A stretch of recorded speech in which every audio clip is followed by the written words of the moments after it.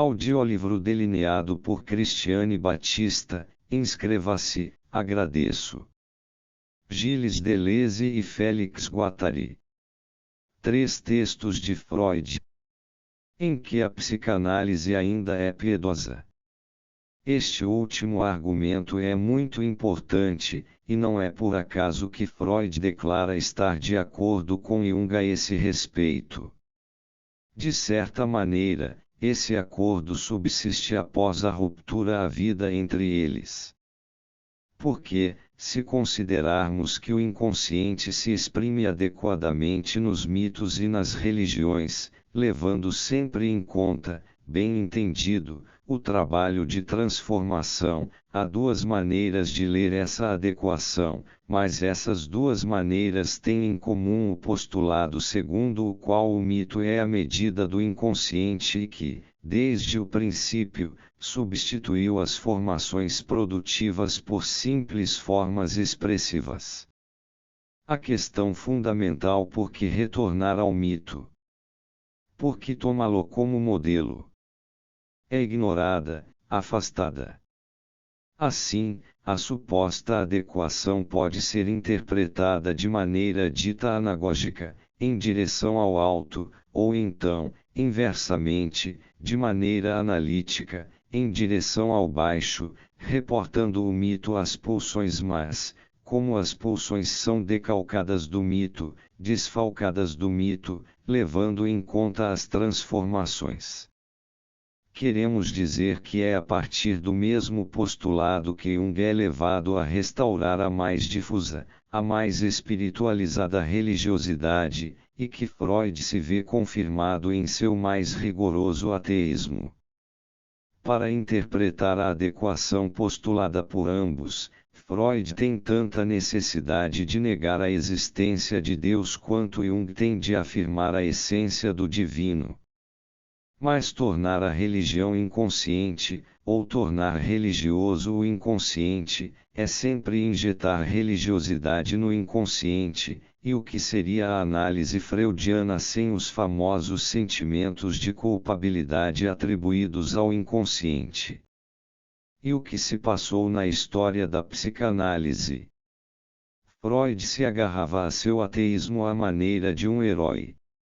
Acontece que, em torno dele, cada vez mais, deixavam-no falar, deixavam respeitosamente que o velho falasse, mas, às suas costas, ia se preparando a reconciliação das igrejas e da psicanálise, o momento em que a igreja formaria seus próprios psicanalistas e no qual se poderia escrever na história do movimento, em que nós também, nós somos ainda piedosos.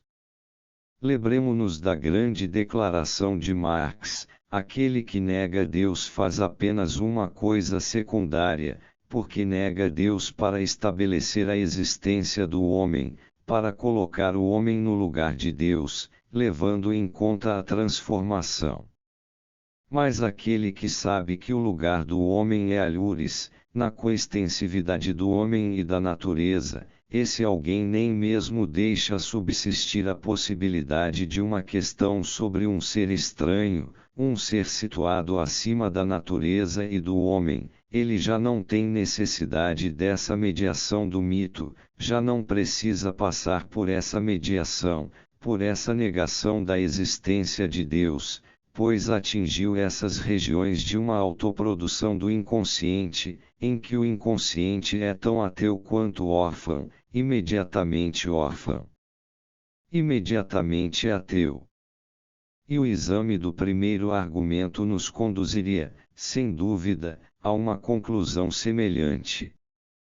Com efeito, ao soldar a sexualidade ao complexo familiar, ao fazer de Édipo o critério da sexualidade na análise, a prova por excelência da ortodoxia, o próprio Freud situou o conjunto das relações sociais e metafísicas como um após ou um além, que o desejo era incapaz de investir imediatamente.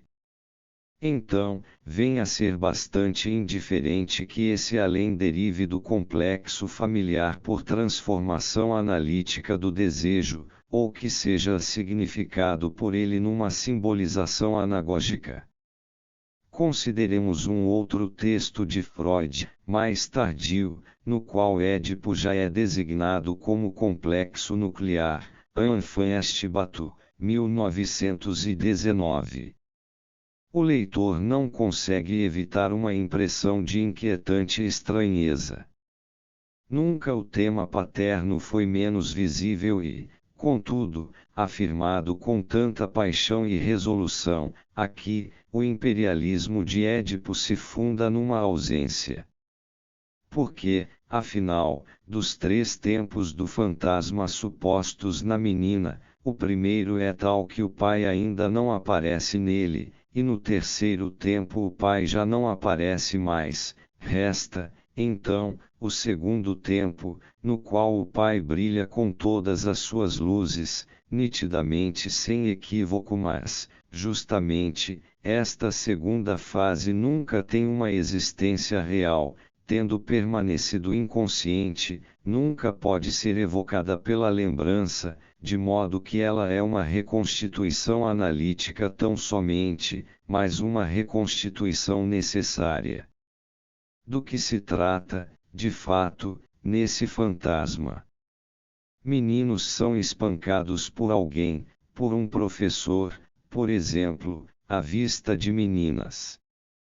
Assistimos, desde o início, a uma dupla redução freudiana, que de modo algum é imposta pelo fantasma, mas exigida por Freud à maneira de um pressuposto. Por um lado, Freud quer deliberadamente reduzir o caráter de grupo do fantasma a uma dimensão puramente individual. É preciso que as crianças espancadas sejam de certa maneira o eu, substitutos do próprio sujeito, e que quem bata seja o pai, substituto do pai.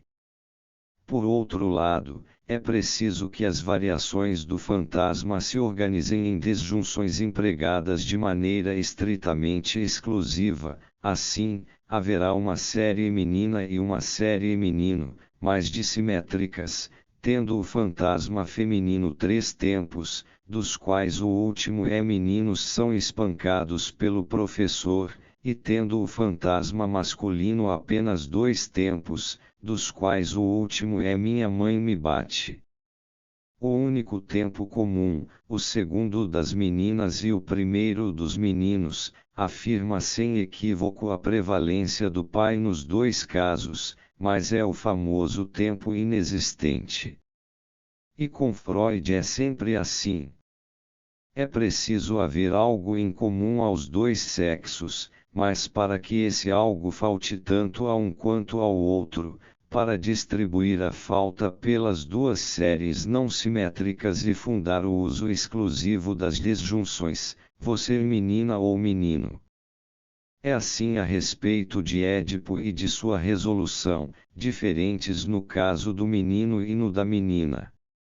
É assim a respeito da castração e da sua relação com Édipo.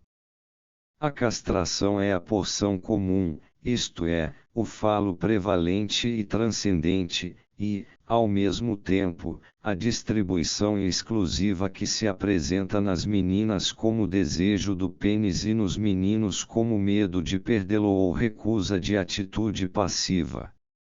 Esse algo em comum deve fundar o uso exclusivo das disjunções do inconsciente e nos ensinar a resignação, resignação a Édipo, resignação à castração, renúncia ao desejo do pênis, no caso das meninas, e renúncia à demonstração máscula, no caso dos meninos, em suma, renúncia a assumir o sexo.